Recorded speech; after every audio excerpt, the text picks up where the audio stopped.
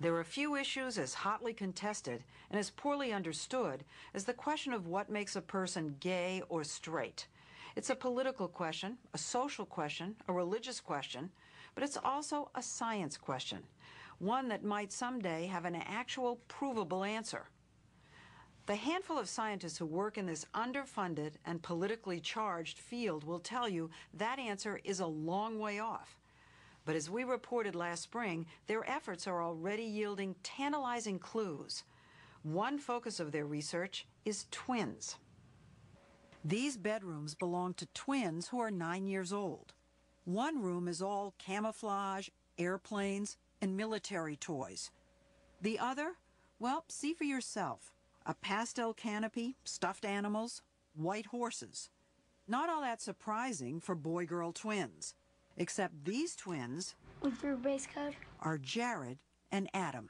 I have the Marines parking only. And when I came for a visit, Jared was eager to show me his G.I. Joe collection. I have ones that say like Marine and SWAT, and then that's where I keep all the guns for him. Adam, on the other hand... This is one of my dolls, yeah, that is Brat's baby. This is made by the company that made this and this. I hate to interrupt you, but I just noticed you have nail polish on with stars. And diamonds. And diamonds. I have to ask you a question. Did you go to school like that today? Mm-hmm. I just showed them my nails, and they were like, why did you do that? Like, Adam's behavior is called childhood gender nonconformity, meaning a child whose interests and behaviors are more typical of the opposite sex. Research shows that kids with extreme gender nonconformity usually grow up to be gay. Danielle is Adam and Jared's mom. How early on did you notice this difference? About 18 months, he was really into asking for a Barbie. He wanted a Barbie. At 18 months? At 18 months. And what about Jared? What was he asking at 18 months? Fire trucks. Not that much has changed. Jared's favorite game now is Battlefield 2 Special Forces. What's your favorite game? It's called Neopets, The Darkest Fairy. If you were going to tell a stranger what you were like, what would you say? I'm a kid who likes G.I. Joes and games and TV. I would say like a girl. You would say, I'm like a girl? That's what you would say? Why do you think that is? Michael Bailey, a psychology professor at Northwestern University, is a leading researcher in the field of sexual orientation. They've grown up in the same house. They've been treated the same way. To me, cases like that really scream out, hey, it's not out there, it's in here. There's no indication that this mother is prone to raise very feminine boys because his twin is not that way. So you don't think it's nurture? I don't think that nurture is a plausible explanation. Psychologists used to believe homosexuality was caused by nurture, namely overbearing mothers and distant fathers. But that theory has been disproved. Today, scientists are looking at genes, environment, brain structure, hormones. There's one area of consensus that homosexuality involves more than just sexual behavior. It's physiological. Bailey and his colleagues have set up a series of experiments in his lab at Northwestern. The Chicago winters are harsh, very harsh. In this study, researcher Gerulf Rieger had gay and straight people sit in a chair and talk. He then reduced them to silent black and white figures and asked volunteers to see if they could tell gay from straight. The idea was to find out if certain stereotypes were real and observable. She looks quite feminine to me. He's gay. This is a man? Already I can see. He's gay. He's straight. That was so powerful. Exactly.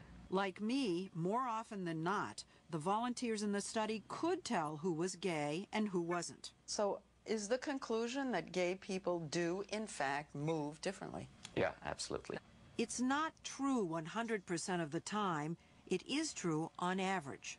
They also studied the way gay and straight people talk. Hi, it's nice to meet you. Would you like to have a drink? Sounds straight to me. And he is straight. Hi, it's nice to meet you. Do you want to go have a drink? Gay. This research is controversial, reinforcing the stereotypes, some say. But to Bailey, the stereotype suggests there's a feminizing of the brain in gay men and masculinizing in lesbians. But how and when does this feminizing occur? If the differences were already apparent in childhood, that would point to an early, perhaps even genetic origin. And that's what Bailey and Rieger are testing in a new study using childhood home movies. Here, volunteers were asked to rate each child's femininity or masculinity. Oh, so girly. I took the test. How about a big smile? And rated both these girls highly feminine. Then he showed me this little girl. She's really not girly. Isn't that interesting? Okay. She's not girly. I'm going to give him a masculine. These cars go in there too. 8,693 plus 4 divided by half. What does that equal? Jennifer! Turns out these physical differences can emerge fairly early. This little girl, she grew up to be straight. This little girl grew up to be a lesbian. The little boy with the gun is straight, and the game show host is gay. They make spring a lot nicer. If you can spot a child's future sexual orientation before he even knows he has one, doesn't that prove it's genetic? Studies have shown that homosexuality runs in families, so genes must be the answer. But then the researchers tell you identical twins can have different sexual orientations. We found Steve and Greg Lofts in New York. As identical twins, they had the same upbringing, have the same DNA, and yet Greg is gay and Steve is straight. When you meet people and they find out you're gay and you're not, what do they say? Are you sure? How can that be? Yeah, sure. Everyone is curious about that. There were signs even when they were little kids. Their mother told us Steve loved sports and the outdoors, while Greg liked helping out in the kitchen. But it wasn't until high school that Steve became convinced Greg was gay. Did you say anything to him, or? I did, actually. I think the way I worded it was something like, you know, Greg, if you're gay, it's okay. I'll still love you the same. And he gave a very philosophical answer. He said something like, well, I love the soul of a person and not the physical being. And in my mind, I was like, yep, he's gay. I wasn't ready just yet. Does this prove that it's not genetic? What it proves is it's not completely genetic. They have the same genes. So does that bring us back to the mother and the father? No. But that's environment. That's environment, but that's not the only environment. There's also the environment that happens to us while we're in the womb.